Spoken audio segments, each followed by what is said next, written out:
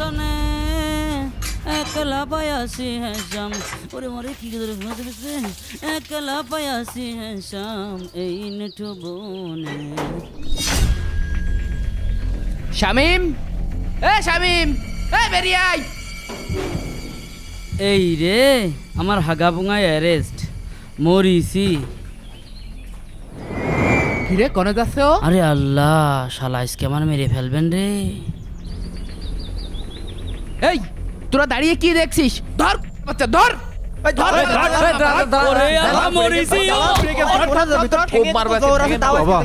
বাবা তুমি আমার ছেলেটারে মেরে ফেলো না বাবা, তুমি আমার ছেলেটারে ছেড়ে দাও বাবা, তোমাদের পায়ে ধরি বাবা, আমার ছেলেটারে কিছু করো না বাবা। চাচা সরো, তাছাড়া কিন্তু তোমার সুতো মারবানে, ছাগল দেখছো ছাটিয়ে ফেলবান কিন্তু। তোর ছেলেরে কিচ্ছু কব না নে, ধরে নিয়ে এসে দুধ কলাতে ভাত মাখাই খাতি দিবানে। এই তোরা দাঁড়িয়ে কি দেখছিস? ওকে ধরে নিয়ে চলেন ভাই, ওই যে ভাড়া দিকে গেছে, চলেন চলেন। আকিব তোর পায়ে ধরি বাপ, তুই আমার ছেলের মতন, আমার বুকটা খালি করিস না বাপ। গত 15 বছর ধরে তোর ছেলে কত মায়ের বুক খালি করেছে, তখন কোথায় ছিল তোর এত ইমোশনাল কথাবার্তা? ভাই তোরা আমার মাফ করে দে ভাই।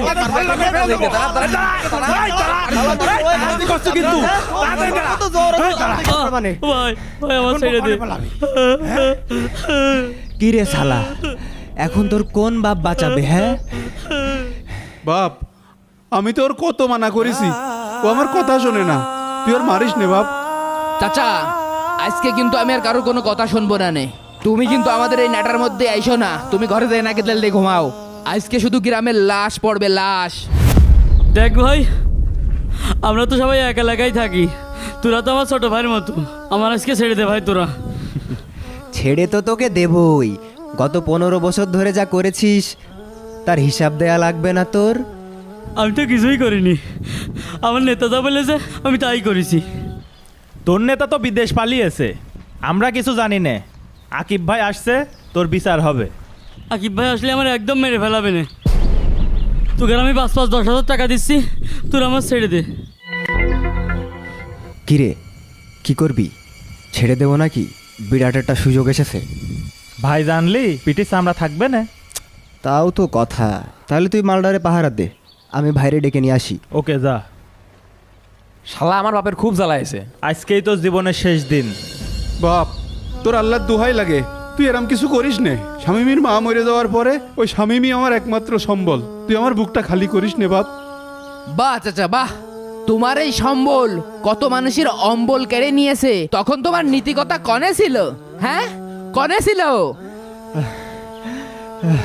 ভাই স্বামী তো বাইন্দে রাখিছি। ঠিক মতো বান্ধিছিস? হ্যাঁ ভাই।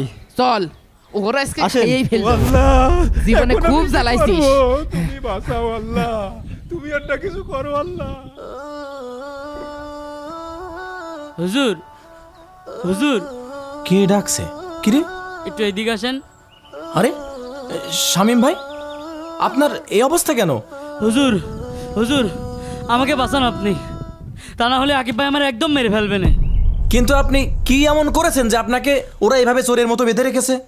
গত 15 বছর ধরে আমার গ্রামে যারা বিরোধী দল করত তাদের কারোর আমি ঠিক মতো বাড়ি থাকতে দিইনি, পুলিশ আসলি সবার বাড়ি আমি চিনাই দিতাম, আর কারণে অকারণে বিভিন্ন রকম কেস কাট্টা করে পুলিশ যে হয়রানি করাইছি, এই জন্য আমার নাম করে বেঁধে রেখেছে।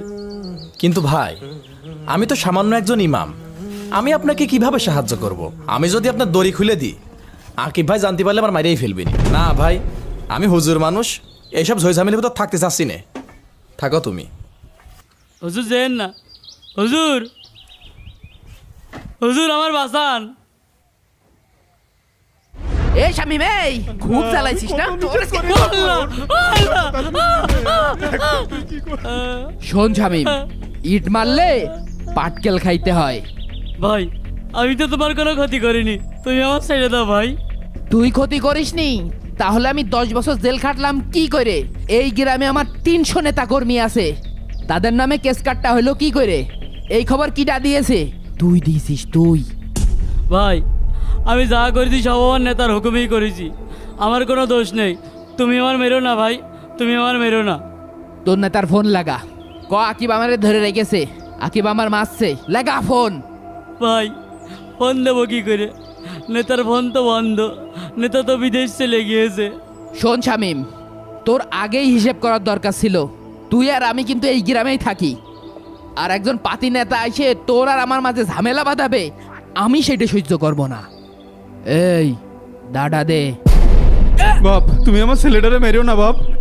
আমার ঘরে টিভি, ফ্রিজ, মোটরসাইকেল, সোনা দানা যা আছে সব তুমি নিয়ে যাও। তুমি আমার ছেলেটারে ছেড়ে দাও বাপ।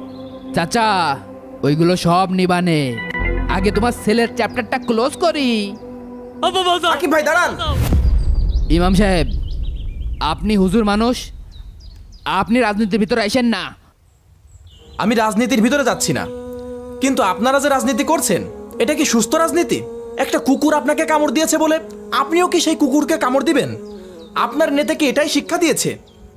ইমাম সাহেব, আমার স্বামীকে বাঁচান।